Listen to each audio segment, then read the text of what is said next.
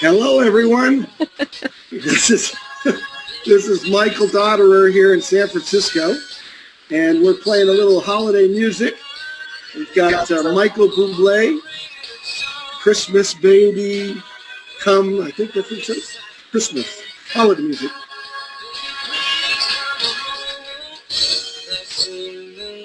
Gotta love like Michael. Okay. Putting that aside, I am so excited because I reconnected yesterday with a woman who all I can say is I felt like an angel came from above. And it's true. I mean, this woman is an amazing person, amazing human being. Thank you. And you're going to hear about her in just a few minutes, but I'm going to do a little introduction. And she's originally from Mendocino, a beautiful part of California up the north coast, up near Eureka. It's just gorgeous up there. If you've never been there, this is where this wonderful woman started her life. And she's gravitated down to the Bay Area. So she's here in the San Francisco Bay Area, where I am. And she's a speaker. She's an author. She's an entrepreneur. She's a business coach, and she's going to be coaching me.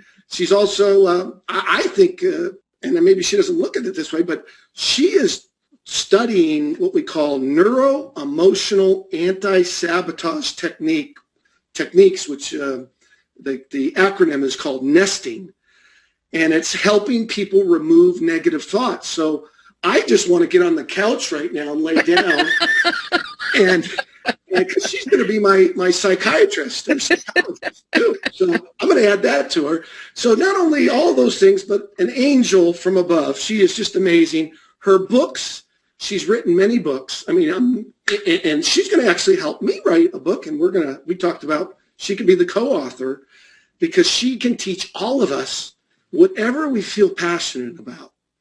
You can write a book. You can get it on paper, and you can write a book in 6 weeks or less. Yeah. Everybody can, which is just amazing. So, and some of the books, by the way, that she's written, she's done books on business, personal development. She's even written children's books. I saw one of her books called The Adventures of the Master Pineapple, which is what a great name. And I went there. And wow, it's amazing. And when I say I went there, I encourage every one of you here. I'm going to show you right now what I love about Google Hangouts. I'm going to do a screen share right now so you can see my screen. And I am going to take you right to SharonAbbott.com. And it's SharonAbbott.com, and I encourage all of you to go to that site. And I went there again this morning to do some research, and there she is. Look at that beautiful picture, and her colors, the purple, the colors of the purple. Look at it, Soleil's purple, and her colors are purple. Yeah, we match. It's amazing.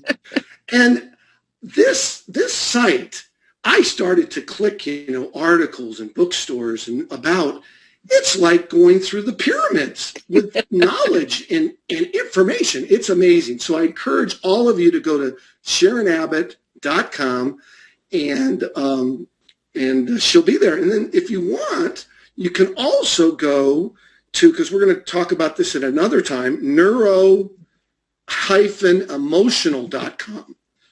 neuro-emotional.com. And that's, as you can see, there is her site, and I'm really excited about this topic as well. So with that said, the topic today, and we're going to go back and we're going to turn off we're going to get back onto the screen here. The topic today, and this is something that today's the last day of November. And we're getting close to the end of the year. And, a lot of us, you think of, people make New Year's resolutions. And if I asked 100 people right now, would you like to be your own boss? I believe almost everybody's hand would go up. The majority of hands would say, yes, I'd like to be my own boss. But unfortunately, a lot of those hands, people would say, I'd like to do it, but I don't know if I can do it because of maybe some negative thoughts, or I don't have the resources, or my significant other doesn't want me to do that. It's too risky.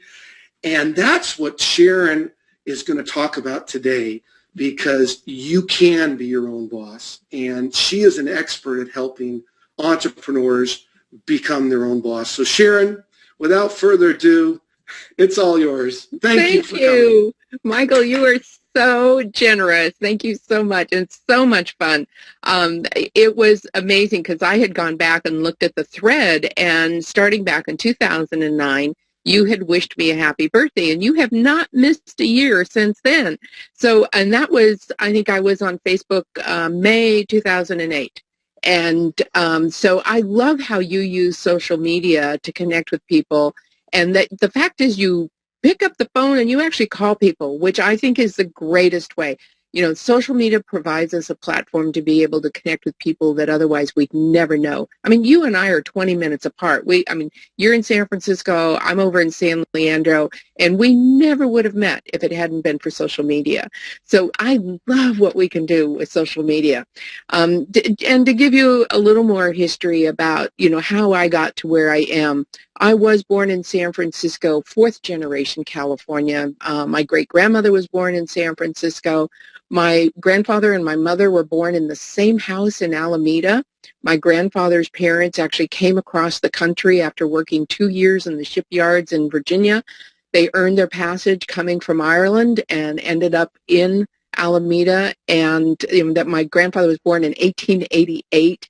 And so I love the history of the Bay Area and how it relates to who I am as a person.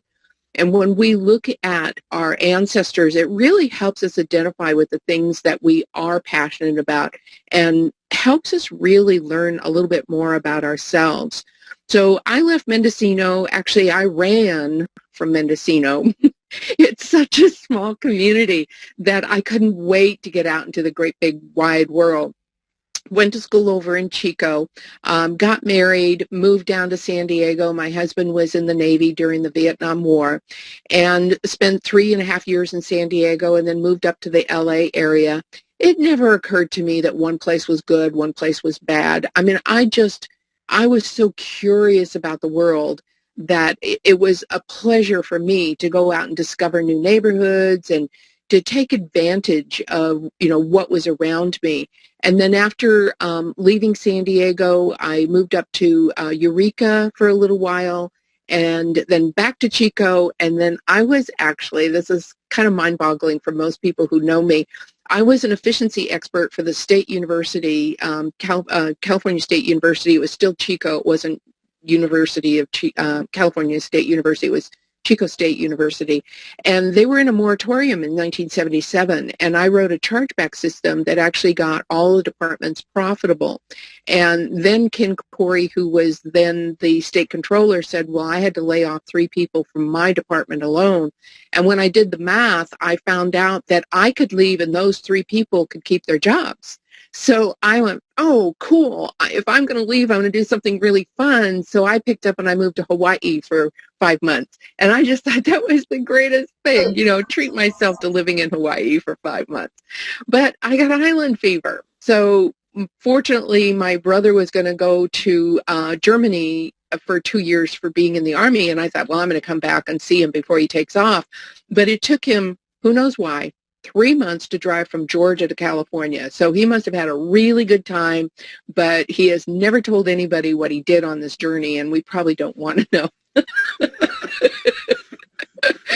So by the time he got here, I had 5 cars at the time. I drove from the Bay Area to Canada to San Diego 5 times in 6 weeks. And I literally could not stop driving. I was just like, I couldn't get pavement under my feet. I had to keep going. And it was ridiculous, although I have friends all up and down the entire Pacific Northwest and all through California. So that was kind of fun. And so I got to visit people and, you know, great times with relatives, my favorite Uncle John.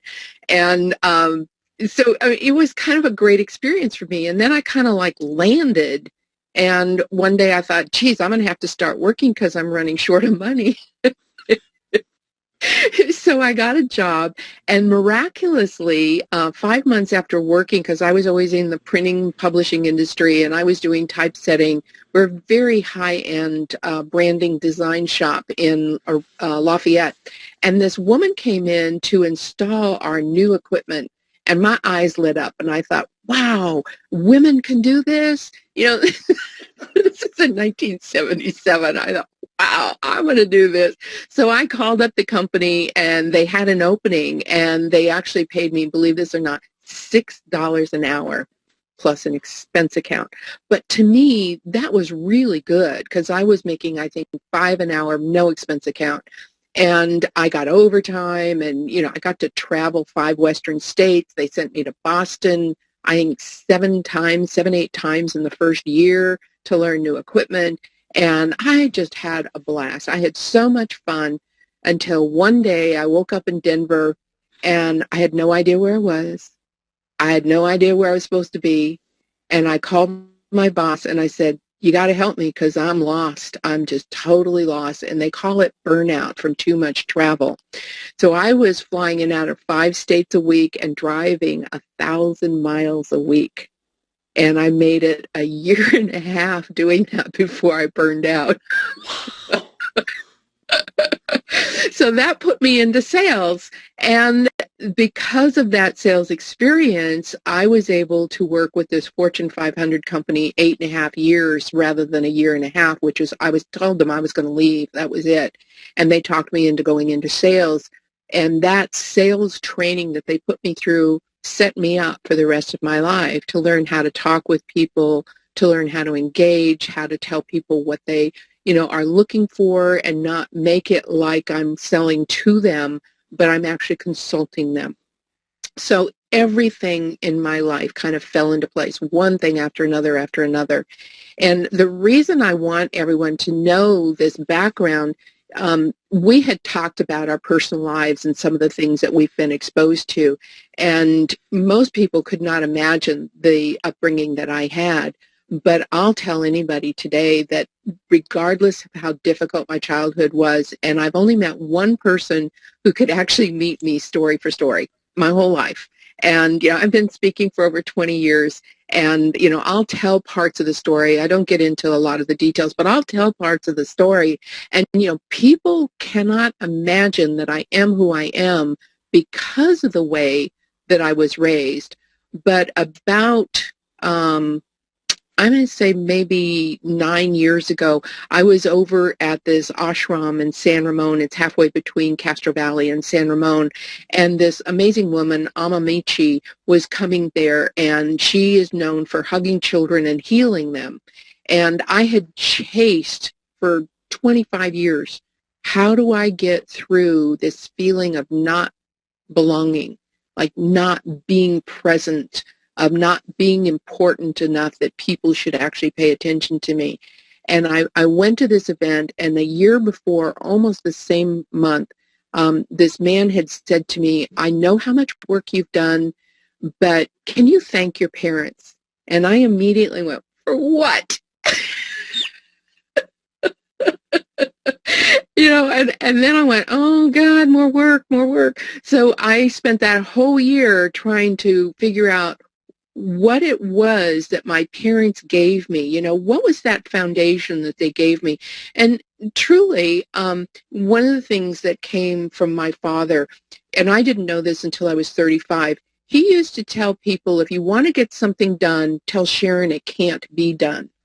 And that was the impetus. That would make me go out and challenge everything until I actually did it, just to prove I could.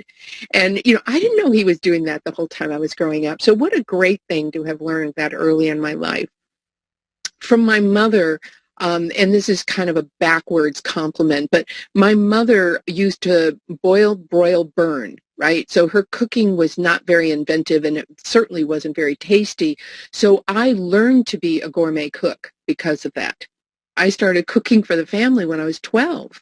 And that was when we had our very first cook stove, because we cooked on a wood-burning stove until I was 12 years old. And so all of these things came together, and we were standing in this ashram waiting in line to get a hug from Amamishi. And I turned to Marty and I said, I am who I am because of my parents and the gifts that they gave me. And in saying it, I became so clear about who I am and what I have to offer. And I think that's when it just dawned on me at that point that finding that peaceful centeredness in our lives is a big part of what we do for work. It's how we are as human beings. It's how we interact in the world and how other people see us. So there's this big disconnect. So we're going through our adolescence, and, some kids will say, I want to be a fireman, or I want to be a nurse, I want to be a doctor, or parents will encourage. They'll say, well, I'm an attorney, I want you to be an attorney, without even realizing that there is a personality that does well for specific things. And this does the whole tie back to be your own boss guide. So I had told you the story. I was down in San Jose, and this was in 2003, I believe, 2002, 2003. And I had been there 5 years in a row talking to a group of people, mid-management people who had been downsized. They didn't have a job. And the event coordinator asked me to come back. And I did my regular speaking. Do you go out into the community and intermix with people who have jobs? Do you connect with people that you used to work with? Do you look at the newspapers? Like there's a series of papers called Business Journals. It's businessjournals.com. And every week without fail, .com bomb, regardless of what's going on, $1.2 billion of new funding is mentioned in this paper every single week. So what does that equate to on a weekly basis for jobs? And what a great tool to actually find out where these jobs are. So if you want a job, that's one thing. But Michael and I are of the same ilk. We want people to have their own business so that you never have to worry about losing your job ever again. That no matter how hard you work, nobody's going to come in one day, sit you down, and hand you a pink slip, which is what happened to me when I worked for this Fortune 500 company after 8.5 years. And I was devastated. I mean, I related myself, my personality, who I was, to that job. And it was one of the reasons why I decided that I would go out and speak at all of these outplacement agencies around the Bay Area. I wanted people to understand they are not the job. The job is what supports them financially, hopefully, to give them the lifestyle that they choose so that they can spend as much time with their family and friends to have a fulfilled life. And then the job ends up taking over lives, and then we don't have the time to live our lessons. And that's where the frustration comes in. People wake up 50 years old and they go, oh my God, is this what life is really about? So when I'm speaking to all these people who have lost their jobs, I'm trying to inspire them. Like, my father was so busy working 3 jobs just to keep food on the table and make sure that we had, I grew up, 1 skirt and 1 blouse and 1 pair of shoes for the entire school year. So no wonder I started working when I was 12. It was like, I want more clothes. And I'm embarrassed by how many shoes I have. But you'd be surprised how many shoes I have. But it's an overcompensation for the way I was raised. And people have a tendency to do that. So I'm up there telling my stories, and I'm trying to be entertaining. You can tell I like to laugh, and I want to make other people comfortable and make them laugh. Not one person smiled. Everybody sat there with their arms folded, they're leaning back, feet outstretched, crossed. Not one person reacted for an entire hour. And I was exhausted when I was done, because that interaction with people is what feeds me when I'm speaking. So I went up to Gary when I was done, and I said, Gary, what did I do wrong? I don't understand this. And he said, oh, I should have told you they're all ex-convicts today. What? gosh, Gary, do you think it would have been a different presentation? My gosh, I mean, here's people who they're going out working and at the time it was not as bad as it is today, but for every job opening there were 2,000 people applying for that one job. And so you have 1,999 people who do not have a prison record, one person with a prison record. What's the chances that they're ever going to get a job with that kind of competition here in the Bay Area? It's just not going to happen. So we created a system to keep people in the system. And the one story that just boggled my mind. So I was an hour, 15 minutes away from San Jose, where I lived in Walnut Creek at the time. And the whole way home, I'm thinking this poor young man lost his job in IT, couldn't pay his child support. So the district attorney who was running for re-election put him in jail for 2 years because of non-child support payments. So he took his son away from him, denied the son the relationship with the father for 2 years. And then when this young man, 35 years old, gets out of prison in 2 years, there's no way he's ever going to get another job in IT. No company's going to trust somebody with a prison record, with their safe information, with their protected intellectual property on their computers. So I started agonizing over this, and I had been teaching this sales class called Street Smart Sales based on personality recognition to my entrepreneur group. So I was teaching entrepreneur skills since 1991, and I did it for 20 years, finding there's 7 techniques to thrive in any economy, and when you do all 7, there's no reason for anyone not to be successful in their own business. But how do you find a business that actually suits your personality? So I took the sales training course that I was teaching, and I laid it out, and I found out that there are specific personalities, specific learned skills that go with specific businesses. So you think of a job that you might really enjoy. How do you convert that to a business?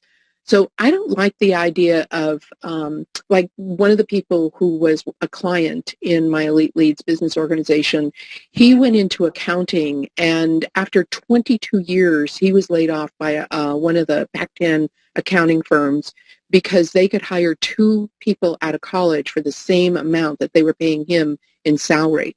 And he lost it. I mean, yes, he did go out after 2 years and buy a franchise and started his own accounting business. But in the process, he ended up on Ritalin. He was on antidepressant medicine to the point where he had gained about 80 pounds.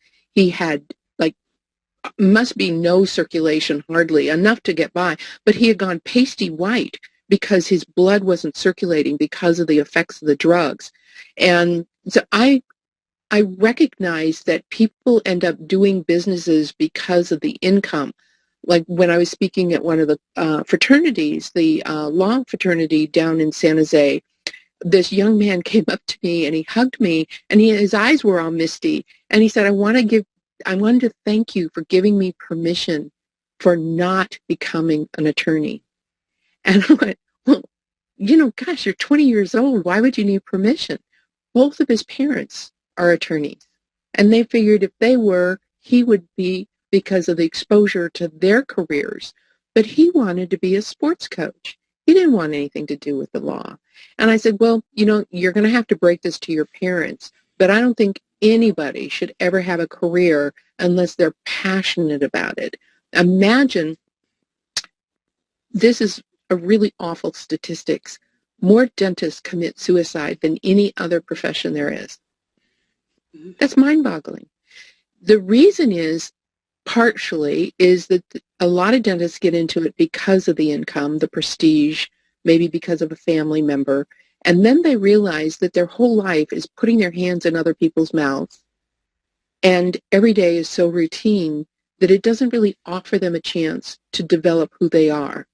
And yes, it is prestigious, and yes, they can make a lot of money, but they start getting bored and they start experimenting with the laughing gas and some of the other medications, and they end up committing suicide because they're just so unfulfilled. There are so many attorneys who, in California, I'm going to say 1989, we had 170,000 attorneys in California. And half of them actually did not work as attorneys because they couldn't find work as an attorney. And so I started looking at some of these statistics, and I started thinking about, if you take your innate skills, the skills that you're born with. So for me, I am so curious about information. And one of my skills is the ability to connect people. Like, my mind kind of works like a jukebox. You know, I don't know if you noticed that the other day, but we started talking about stuff and things would just pop into my head and I'd be able to pull out that exact record. And I kind of think like I've got this mini jukebox in my brain that just brings, like, I want B5, you know, so that information comes out when it needs to come out. So having this business networking organization, the business development group that I had started in 1991, was perfect for me, because when somebody said, geez, I'm really struggling with this, what I saw was not the problem, but I saw the solution. Like, who can I connect them with so that they don't have to struggle? Because I truly saw over 20 years working with over 2,500 entrepreneurs, business attorneys, CPAs, business bankers, payroll people, IT people working with computers where they were building them, they were training people on them, lots of different coaches, management consultants. And I literally saw people in 6 months grow their business 50 to 2,000%, one of my payroll clients, over a 2-year time period, by using basic techniques that everybody knows, but they just don't do it. So what I did is I took that information and I combined it into, if this is your personality, so there are 4 basic personalities. There's the driver, the person who just snap, just like that, makes decisions. And drivers know along the way, if what we decided to do is not working, we can alter the course. We can make other decisions. We can add other things. We can add other people. You know, the decision you make today isn't forever. It's just for today. Whereas expressive personalities are the people who like having big teams of people. You know, when you're thinking about building teams, you want an expressive personality because they feed off of having a lot of people working with them. And they're great motivators because of their enthusiasm and their way to express things that engages people. And then there's the amiable personality that you'll find in people who have relationship skills. So you'll find a lot of retail people are amiable, a lot of coaches, management consultants are more drivers than amiable, but they have to have a little bit of amiable to get along with people. And then there's the analytical, and those are the people who do the computers, the CPA work, anything that's logical. You know, they're the software writers, the people doing the mobile phone apps. You know, these are the people who are like, they have a linear way of thinking, and it's from point A to point B, and that's what they're going to do because they see it in their mind. It's logical and it's linear. And it's hard to imagine, but that's where I started out. I was a math major. And then when I started Elite Leads, I was actually 90% left brain. I was very fortunate in the position that I was in that people would come to me and they would say, oh, come take this test so that you know how to tell other people about it. Or, you know, come and let me show you what I do so you can tell other people what I do. And so I got to experience all these amazing processes. And so I got hooked up to a biofeedback machine. So they put these bands around your head and they have these little nodes at your temples and around your index fingers. And on the computer screen, you actually get to see how your left brain and right brain argue back and forth. And so my left brain was really, really dominant. It kind of like squashed my right brain. So I had very little creativity, although I've always sewn. And when I saw this left brain activity, immediately, this is my mind again, how do I make my brain balanced? So I started making jewelry. And I have this amazing collection of jewelry that I've made over almost 18 years, I guess. So typically what I'll do on Sunday to keep my right brain balanced, I'll make a necklace and earring set, and then maybe a couple weeks later, I'll make a dress to go with it. or I'll make the dress and then I make the earrings and the necklace to go with it, and then so I've got this hanger that I made. I'm actually looking at it across the room. So it's all of my holiday earrings that I've made, then my red, my blue, my green, my burgundy. So I've got all these earrings in rows. It's actually 4 feet wide and 5 feet long with 2-inch pockets to put these earrings in. But, the cool thing is, after doing that for 5 years, I went back and I took the biofeedback test again. I was 51% left brain. Wow. I mean, we are not stuck with what is. Status quo is not status quo. It's just what is today. And so thinking about what kind of business could you start based on those 4 personality quadrants, and then the things like you get up on Saturday morning or Sunday morning, and what is the first thing you think about doing? And a lot of people tell me sleep. We're sleep deprived in America. And I even have a program that will take people who are sleep deprived and get you 8 hours rest in 4 hours. So if you want more information about that, let me know, because we have, I think it's I like, do. yeah, 4 out of 5 people in this country are sleep deprived, which people don't know this, and I had to become very knowledgeable about this information. When you have sleep deprivation, you end up blowing out your autonomic nerve system. And I literally, there's a process, the Ayurvedic medicine and iridology, they can actually look at your iris, and there's weaves over scar tissue in your irises that tell this iridologist where your body is not functioning properly. And I actually had nearly no autonomic nerve system. So in what that means in everyday terms, I spilled a pan of boiling water on my hand and didn't feel it. I was actually walking into walls because I couldn't figure out where physically I was. I was so sleep deprived.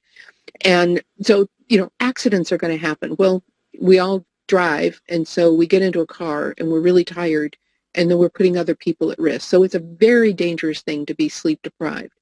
And so this one program, it's Brother Charles, it's synchronicity, and you actually listen to this in stereo headphones when you're going to sleep at night.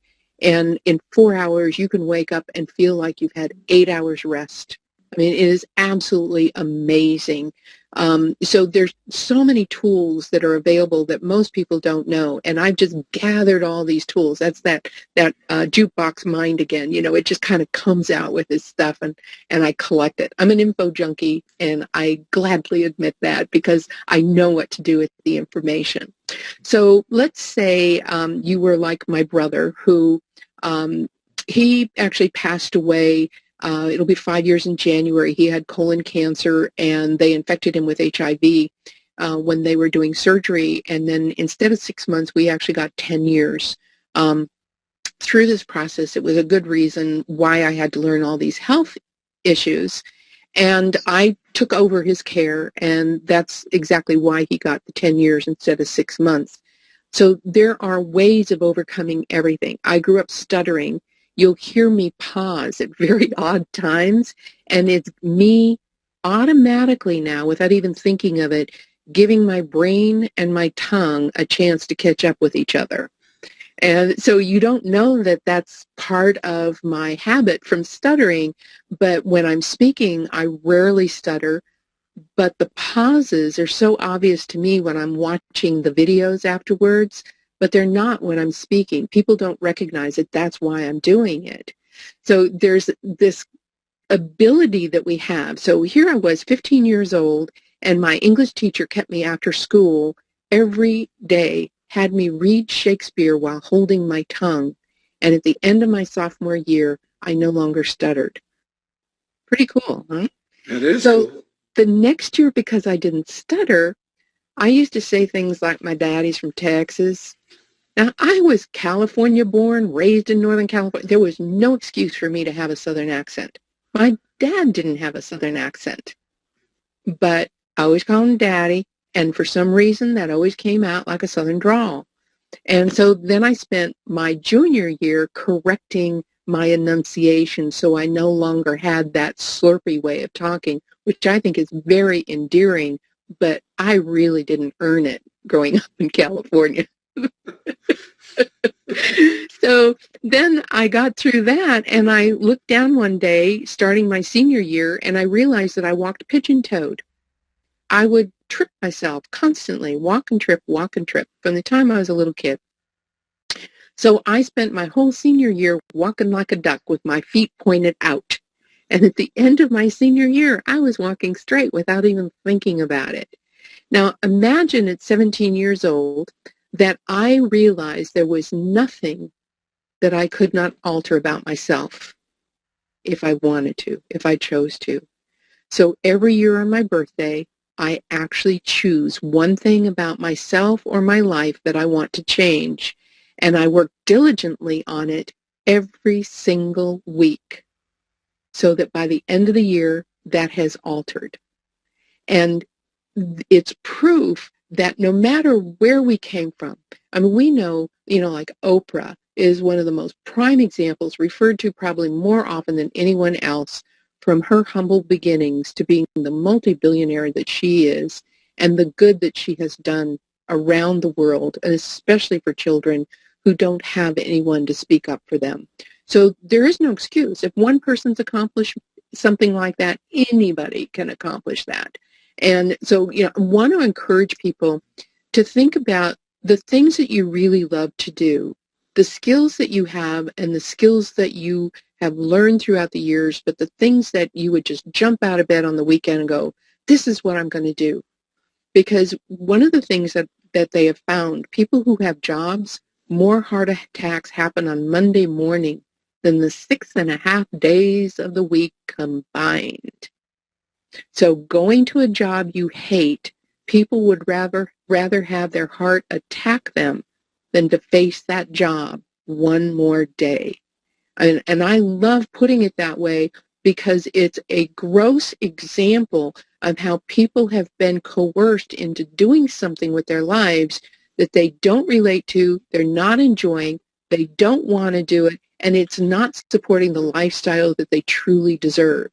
And well, I'm going to interject here because this is a very important topic that you're talking about here.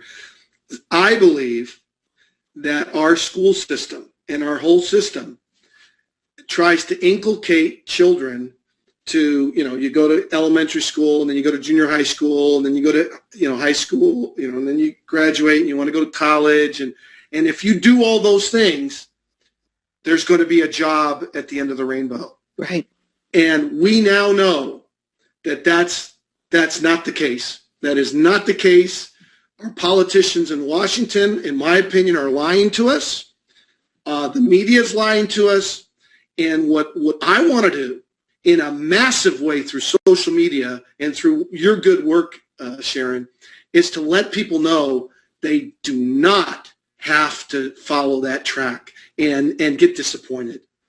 Exactly. So could you talk a little bit about that? Well, one of the things that you and I had talked about is I decided, because of my brother being adopted, I told him before he passed away that I was going to build a school in his honor. So the school is his legacy. It's called the Ultimate Business University, ultimatebusinessuniv.com. And I want to encourage all of you, if children aren't what you're passionate about, find something that you're passionate about and do good works. When you have finally accomplished a lifestyle where you're comfortable, don't just cruise through life. Find a way of giving back to your community. So what I am waiting on pins and needles, I could actually hear any day now that I will have the funding for all of the construction. So getting the construction funding, yeah, I know. It was like, I can't sleep. I'm just, I need that Brother Charles tape so I can get some real solid rest, because I'm just so excited that after 5 years that this is coming together just beautifully. Can I be a faculty member? Yes, you can. And in fact, we had talked about that. Visiting faculty, we'll have 600 bungalows on campus that people can come in and actually teach what they're good at. And then we're going to capture that on video and make it available in the video library for our students for years and years to come. Right? So we're going to have everything there for the kids as far as the elective courses. It'll be as much a trade school as the a required curriculum is going to be in multimedia. So math, science, history, English is going to look like a Star Wars game. It's actually going to look like a way of engaging these kids the way they're used to using their brains, not the read the book, regurgitate. Well, I've got to introduce you to a good friend of mine, Ed Mangiarotti. Ed, I'm going to send this out to you. I apologize. I was supposed to call Ed on Monday. Ed and I went to Columbia University together. He was an American football player at Columbia, and we've met, and he's working on an amazing system to help teachers and parents. And so, Ed, here's Sharon. So, Sharon, you're going to meet Ed Mangiarotti, and Ed has an amazing organization called, and let me just make sure I get the correct, because he's got, Ed, let me just look up here, a little pause in the action. Ed's organization is, okay, let me go there. Ed, see, this is why I love the internet, because I can look it all up. Ed Mangiarotti, his organization is called, okay, here we go. He's got two names, but one of the names is Lookout Learning. Lookoutlearning.com. The site isn't, and it's also Astound. There's also, he uses the word Astound.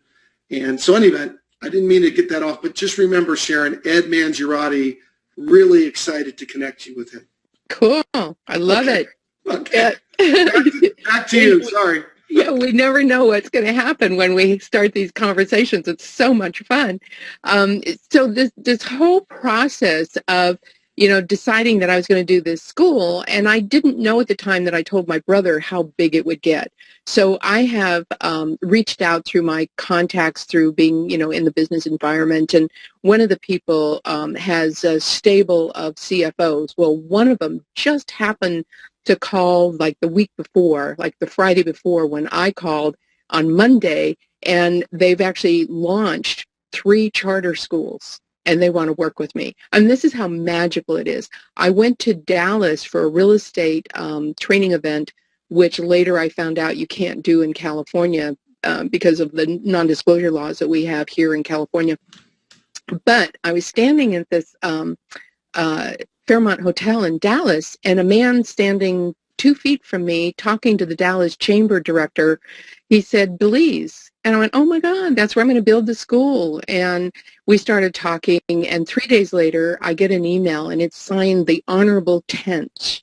And so I looked up his name, because I've never gotten an email from Honorable anybody, So I'm going, who is this guy?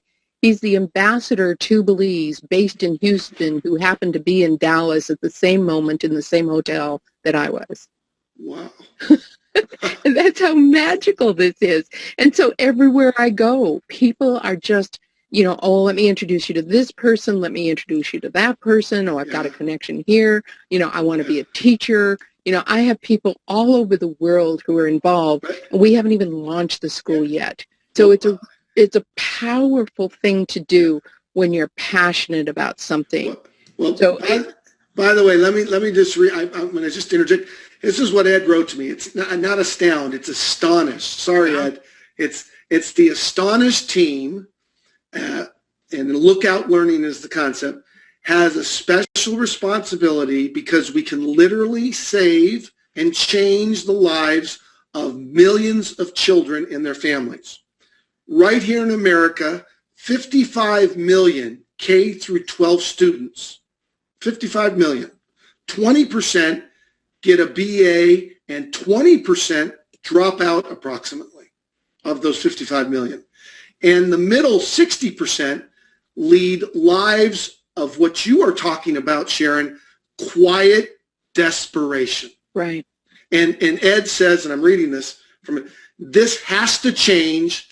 Too much pain and suffering in America, and it's unnecessary. Talk a little bit about that.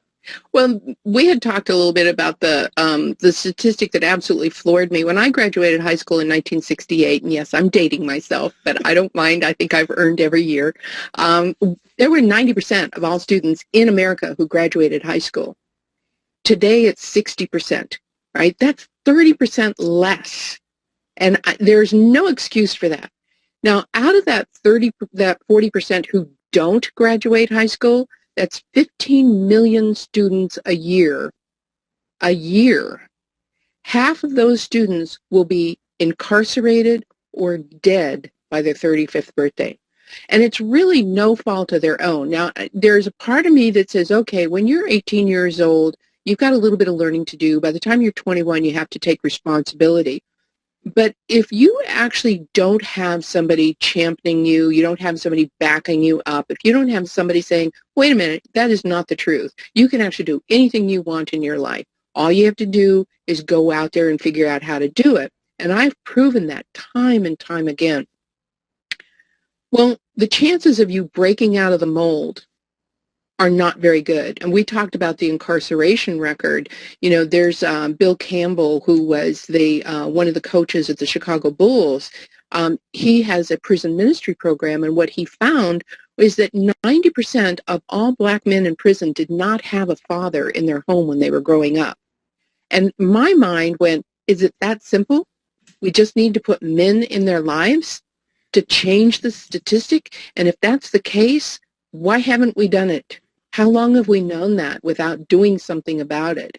So we have 12 million children every summer who go without food because they're used to their only meal being at school. And so they have to kind of go to churches or food lines or some way of how do they survive all summer long. And there's wonderful organizations, Feed the Children, and there's 12 million children a year that actually gathers money to buy McDonald's lunches, which, you know, better than nothing, but not very healthy.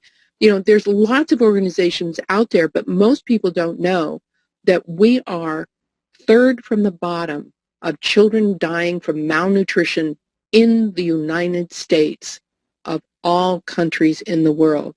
Now, how is that possible? Yeah. This is an agriculturally rich country. Yeah. Well, and we're sending billions in foreign aids to other countries. Well, the other thing is, you know, we throw out food. I mean, there's just no reason. I mean, it doesn't compute. It's because of it's man-made, human-made. I mean, this shouldn't happen, Sharon. And you talk about. I'm going to just give a little shout out to my friend here. I'm going to go to his website.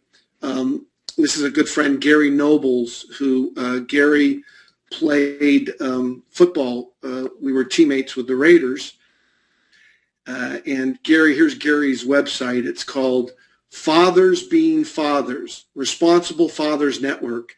And it was Gary's birthday this past week. And Gary, I want to lock arms with, he's in St. Louis, and I want to lock arms with Gary because we talked about this yesterday, Sharon. You know, in order for a father or a mother, you know, I don't necessarily mean, you know, whatever the family nuclear unit is, economics plays a huge role. And I just want to look, he has the same color we do. Yeah, he does. He does have the same color. He does.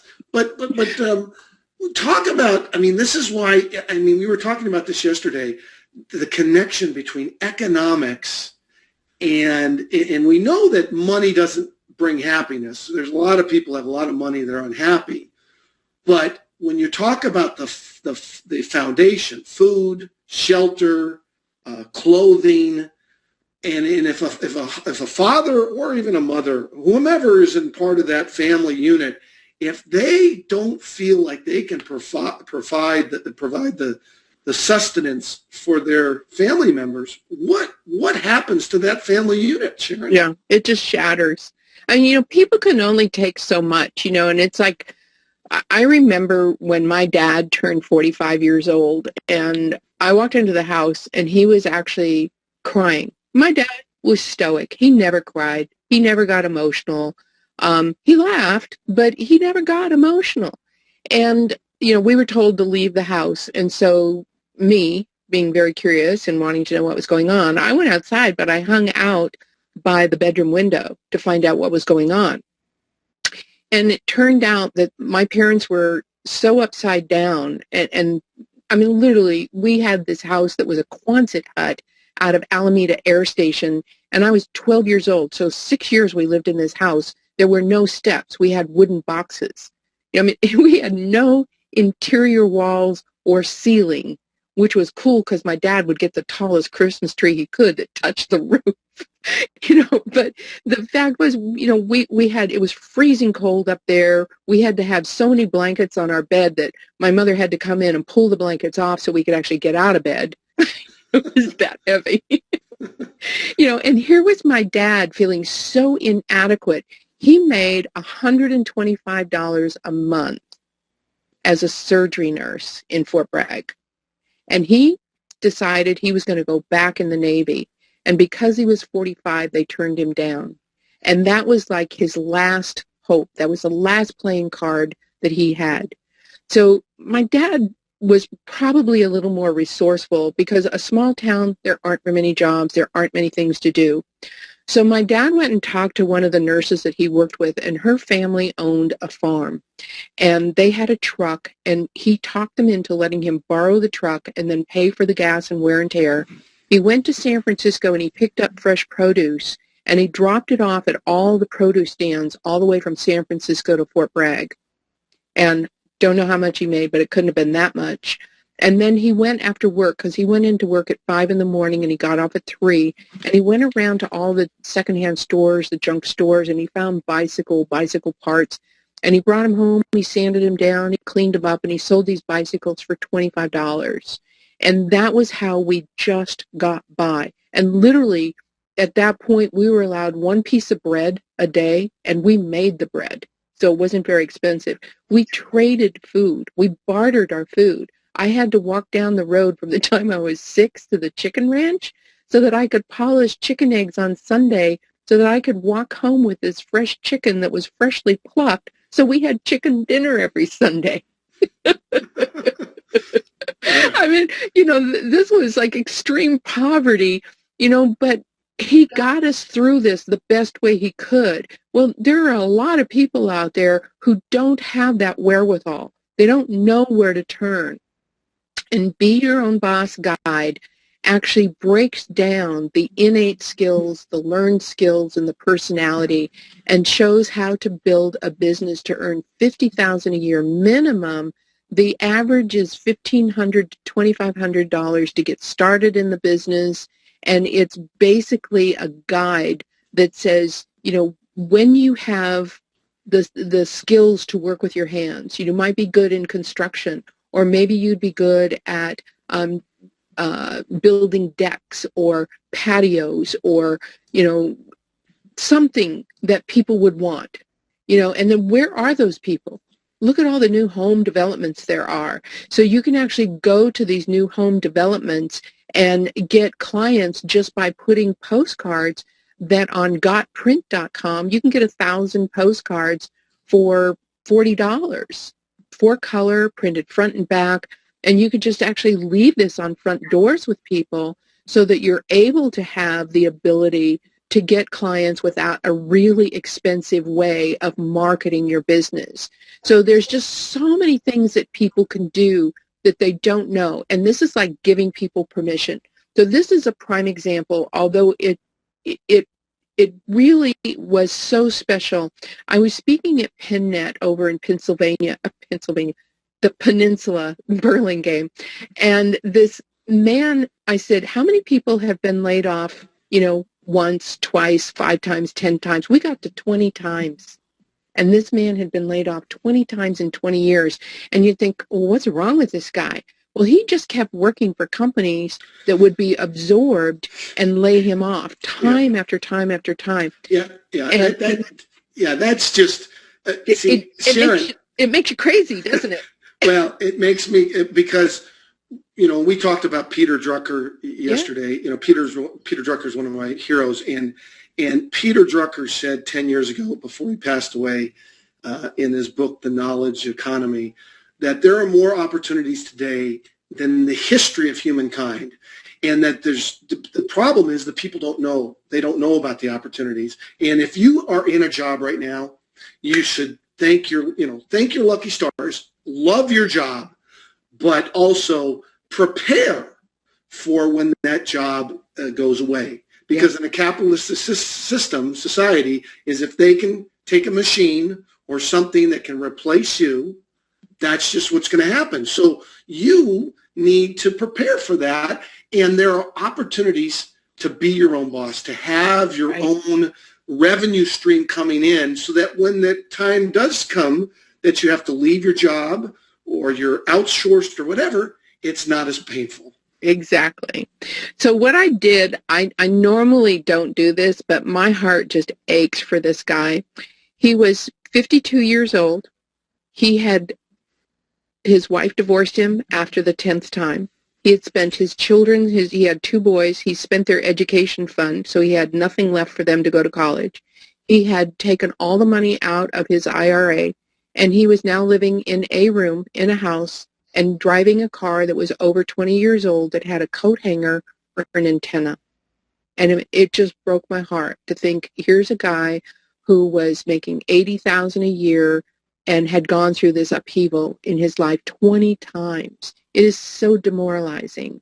And I said, okay, Tom, what are you really good at? And he said, I'm only good at golf, but not good enough to make money at it. I went, wait a minute. How many men have you worked with who have teenage boys that they would love to play golf with their sons, but it's like teaching your own son to drive a car. It's not much fun for the son or for the father. I said, I want you to spend the weekend and I want you to call every man that you can find that you've ever worked with and ask if they'd be interested in paying you $50 a month for a group lesson. And he not only got 20 guys to pay him $50, but he got, I think it was 5 that paid for private lessons, $50 a week. Wow. 6 months later, he had matched what he was making as an IT person, $80,000 a year, right? And I said, okay, now you have enough people with the ones you're coaching, with the ones that they have their friends that they know. Let's have a golf tournament and see what we can do. We'll get sponsors. We'll make it fun. We'll get their dads out as the galley. We'll just make it really fun. He made $110,000 in one day. Wow. Wow. And what you did is you focused, you got him to, what is his passion? What was his passion? Exactly. So he played as much free golf as he wanted. He replaced his children's education fund in 2 years. He bought a house. He met a woman. When I met him, he was all hunched over, which is a great, lack of self-esteem, body posture. He was standing up straight. He looked 10 years younger. And about 5 years ago, I got a postcard, and it was from the Bahamas. And he said, I just wanted to update you. My new wife and I have moved to the Bahamas. We're playing golf every day we want to. Wow. And I get rolling body chills when I tell these stories. It's just like one person comes into your life, and when you would just stop and pay attention, because we talked about this before we started. If you keep doing the same thing over and over again, you're going to get the same result. And the definition of insanity is expecting that you're going to get different results. And if today is not the day, tomorrow is December 1st. This is the end of 2012. What has this year taught you about who you are, about your life, about what you want in your life, and where are you going to go from here? How are you going to actually show up as a shining example to your children, to your grandchildren, to your community, to your neighbors? One person breaks free, and it's like a snowstorm, like, that snowball rolling down the mountain. You inspire other people by being the shining light yourself. And that's what I want to encourage people to do. There is a business that anybody can start. And honestly, I went kicking and screaming, did not want to be an entrepreneur. I wanted that paycheck. I wanted that security. I wanted the insurance. I wanted the company car. I wanted to know that what I was doing this week, I would do next week, the week after, the month after, the year after. I could see you, because you were left brain linear. I could see you working at NASA or the Jet Propulsion Laboratory. You know? Well, I would have been really good other than I hate research, right? So No. You'd have been at the control panel saying, yeah, I'm the one driving. Houston, we're ready for takeoff, Houston. I'm pushing the button.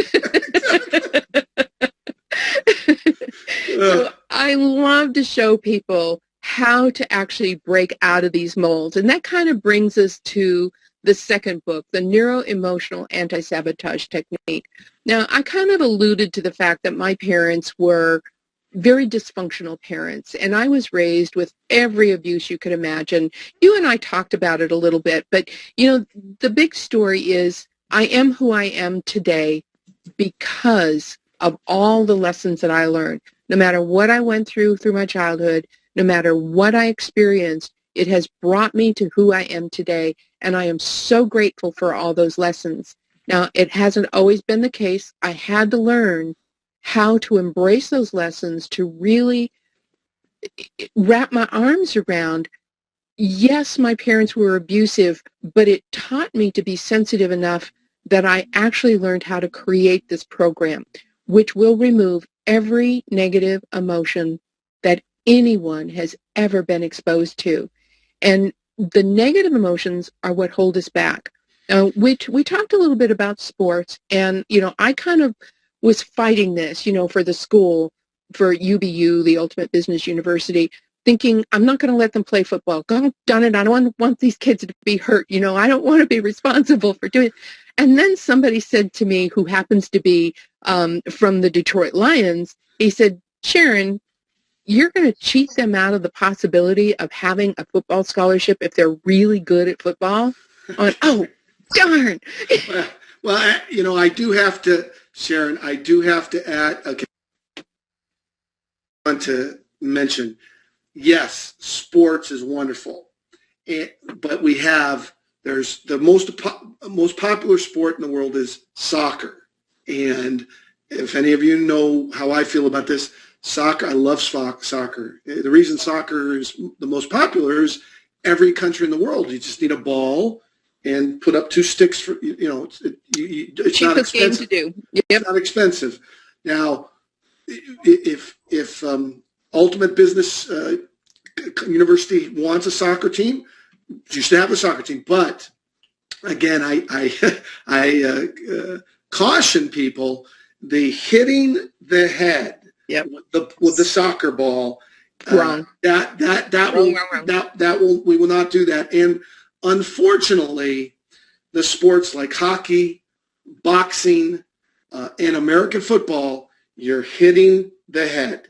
And so I have just in the last year and a half gotten very active in this field because I played American football with a helmet for 12 years. So your friend with the Detroit Lions, his message is, yes, you could play sports. You want to have sports at the Ultimate Business University, but I would just add, let's look at swimming, golf, track and field, soccer, without hitting. So you're on my side. Yay. That's all. I just had to say that. So unfortunately, I'm just going to say to your friend who I don't know from the Detroit Lions, American football as it is today, in my opinion, I would not vote for American football with the helmet. That's how I was. And okay. We talked about the head trauma, and most people don't realize that, any head trauma, any like especially in the frontal lobe, actually is the cause of anger, stress, diabetes, alcoholism, emotional control. Yeah, exactly. So those guys who actually go into the rage, I was so shocked. I'm trying to remember kind of approximately the year 2003. There was a man on Highway 680, over East Bay, and he took his semi-truck and plowed into 15 cars on the freeway on purpose. Yeah. His wife left him with 5 kids. He couldn't afford child support. The oldest kid was 12, and he had asked for assistance, and he was turned down because of the salary that he made. even though he couldn't take care of his kids and bring in help for the kids. And he got so frustrated that he thought his only way of taking care of those kids was to take himself out and take out everybody else with him. Yeah. Well, that, I mean, yeah.